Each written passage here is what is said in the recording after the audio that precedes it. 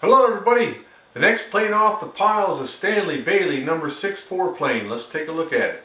Stanley made the No. 6 from 1869 to 1984. It was in 1869 when the Stanley Rule and Level Company bought the patents from Leonard Bailey. Leonard Bailey is the father of the modern plane. Leonard Bailey worked with Stanley until 1875. I'll tell you a little bit more about Leonard Bailey in a minute. Right now let's talk about the No. 6. It's made of cast iron that had Japanning on it. It has a rosewood tote and knob that had lacquer coating. A well-tuned No. 6 will produce chatter-free results in all types of wood. It's especially good for smoothing up flat panel surfaces. Some people like to use the No. 6 as a scrub plane.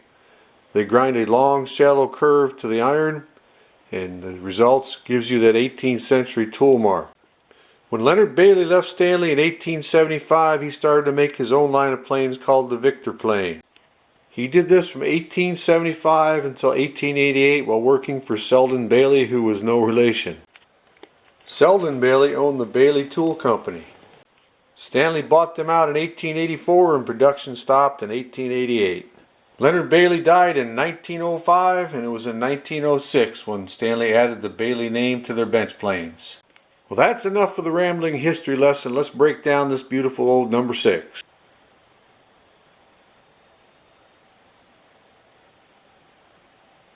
And there she is, all broken down. And look at this, right there where the frog mounts. All those wood shavings got jammed up underneath that frog. That's incredible. This old No. 6 is an earlier sweetheart. It doesn't have the raised ring for the front knob. And most of the decals on the tote, it's also the early decal. It doesn't have Made in USA on the bottom of the decal. And it does have the correct April 19th, 1910 patent date on the bottom. And it's a little too early to talk about the trademark on the iron. That'll happen after we clean it up just a little bit. I'm going to clean up the bottom of the frog in my deep sink with some simple green and a scrub brush. Bring it back out to the workshop here and blow it off with compressed air. With the scrubbing done, I can get a better look at the Japanning, and overall it looks pretty darn good. The bottom has a bunch of chips out of the backside, but as we get up towards the toe, you can see there's a lot of it missing here, and I don't know if you can see it on the video, but what is there has got a lot of bubbles underneath, which means it's going to come off. I can use the paint marker to touch up the back, but I got to get a little bit more aggressive on the front of the plane. I'm going to remove that Japanning and replace it. I keep an old paintbrush and a coffee can to use over and over and over again to apply the stripper. That's going to sit on there for about 15 minutes, and I got to rinse it off. While the stripper does her thing, I'm going to clean up the frog, the machine surface here, and here I'm going to do on my lapping station. I'm using 3M 150 grit paper, and it's glued down with 3M No. 77 spray adhesive. The next machine surface to clean up, there's two of them right here where the frog adjustment plate goes. This little area here and right down there.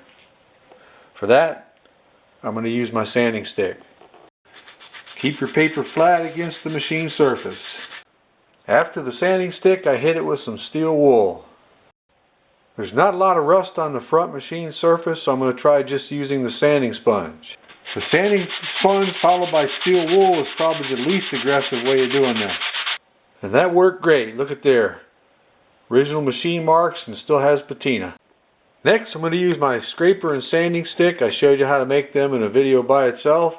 I'm going to use those to clean up the lateral. The scraper will remove most of the rust, and the sanding stick's going to take it one step closer to being finished. After I've done all I can with the scraper and the sanding stick, I'm going to take it over to my wire wheel and finish it up.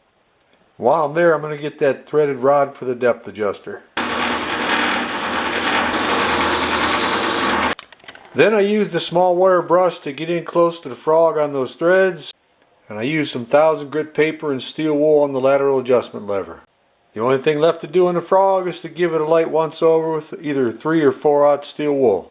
And with the frog done, I remove the stripper from the bottom, right there up front where the knob goes, that entire area.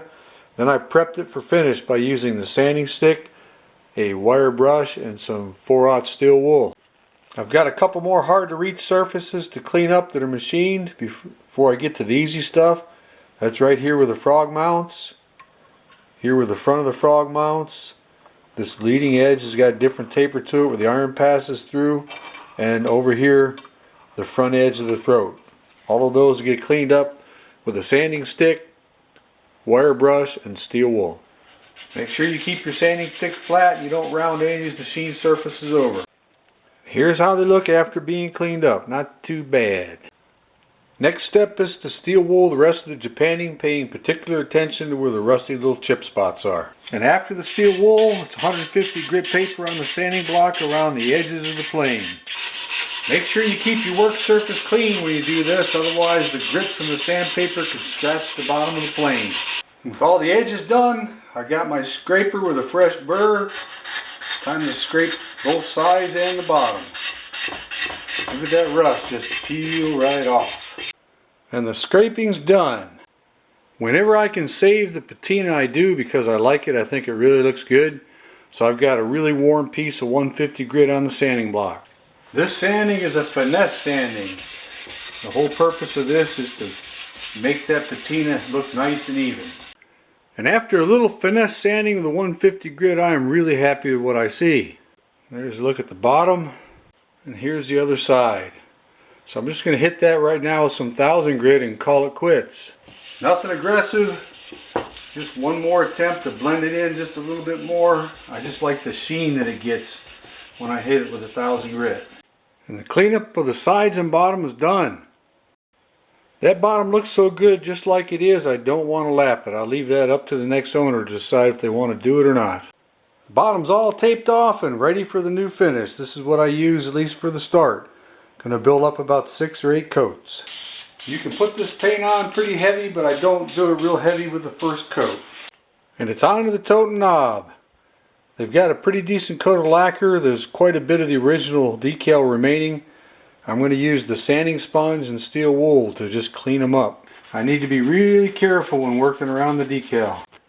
And here's what the tote knob looked like after using the fine grit sanding sponge that was kind of worn, the steel wool, and just buffing it up by hand with that blue paper towel right there. I'm using Minwax clear satin lacquer. The first coat is a very light mist coat, and then it's multiple light coats after that. Next, the lever cap goes into the sandblaster. Next, there's about a 32nd of an inch chip at the leading edge of the lever cap. I want to sand and lap that out. I'm going to lap that leading edge over so it looks like it's supposed to, and then I'm going to lap the entire top side. And after just a couple minutes work with 150 grit paper and 1000 grit paper, the chip is gone from the leading edge and this lever cap's looking really good.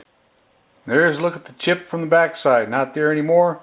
Last thing I want to do with this lever cap is run this back side over the wire wheel and it'll be done.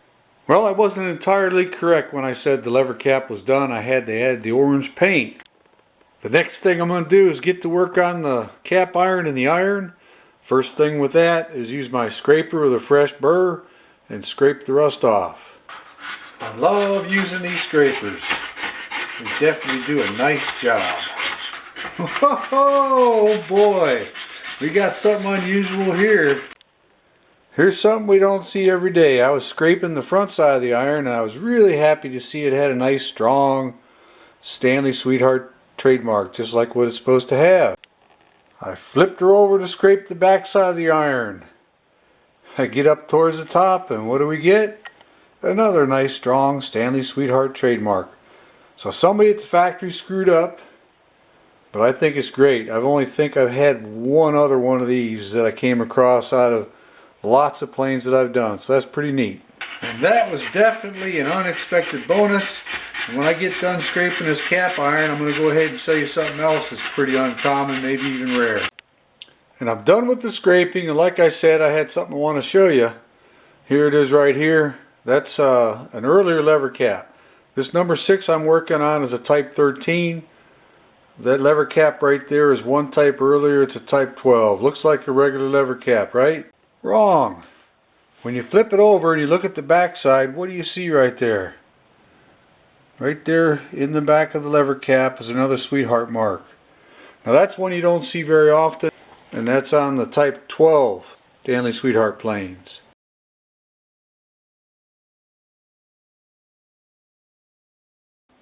I definitely got to show these logos again. The front side, there it is. And there's a look at the back side.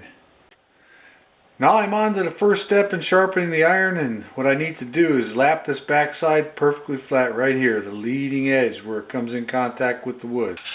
That starts on my lapping station with 150 grit paper, and once I got it flat here, I move on to use 1000, 3000, 5000, and 7000 grit paper. And with the back side of the iron ready, I can go ahead and sharpen it. And I'll be doing that with my General number 810 plane and chisel sharpener with the iron set to a 25-degree angle. And it is razor sharp, and I'm looking forward to testing this one out. And there's a good look at the business side of it. And the finished pieces are piling up. The lever cap, the orange paint was finished. The tote knob is out of the paint booth after several coats of lacquer. So far it's been sanded with the sanding sponge, and it's ready for steel wool. And with just a little bit of 4/0 steel wool and that blue shop paper towel, tote knob are looking pretty darn good. It's time to put the finish on the front of the bottom. I'm using that Minwax clear lacquer. It's a clear satin lacquer, one moderate coat, and it's going to be done.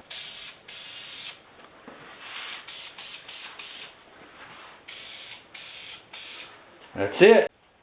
And the only thing left to do is to clean up the 17 small parts. Doing your small parts is all about attention to detail, getting into every little nook and cranny. All the screw slots are done using a dental pick, and then I fold and layer sandpaper till it fits tight in the screw slot, clean it out. And after all the screw slots are clean, it's over to the wire wheel.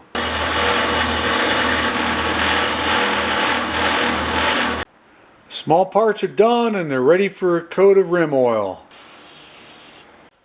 I removed the tape, cleaned off the excess paint, and then I used a piece of a sponge sander right there. And I lightly sanded, and then I steel wooled the fresh coat of finish on the front. And then I took my touch-up marker right there, and I used that to touch up the spots where there was chipped Japanning on the back. This was the second coat. Most of the first ones are covered to the point where you pretty much can't see them. Now it's time to break out the dirty oil rag. And the only thing in my dirty oil rag other than dirt is some of this Howard's feed and wax. It's some pretty good stuff. I buy it at Home Depot. I'm going to put it on the plain bottom, on the underside of the lever cap, the cap iron, and on the frog. And after the dirty oil's been applied, you let it sit from minutes to hours, whatever you can afford to do. Wipe it off and give everything a good coat of wax. So the oil's been wiped off, the wax has been applied, and it's time to put this old girl back together.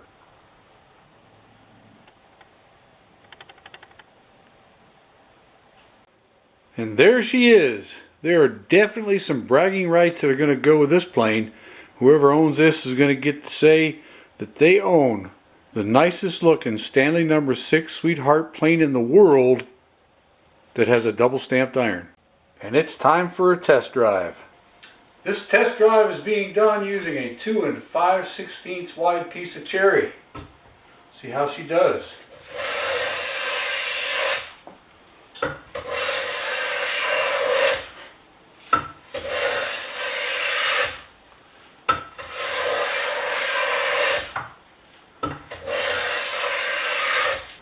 The old girl is producing some really nice shavings. I would say that she definitely passes the test. And now she can rest on a nice bed of shavings until I pass her on to the next home.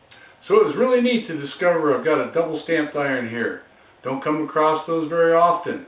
It's a beautiful old No.6 Sweetheart. Hope you enjoyed the video. The next one's going to be my February eBay listings. Hope to get that done in the next couple days. This plane will be on it unless somebody tries to buy it sooner. So if you want it, you got to act quick. The last 5.5 went really fast. So thanks for watching. See you next time. It's time for supper. Bye.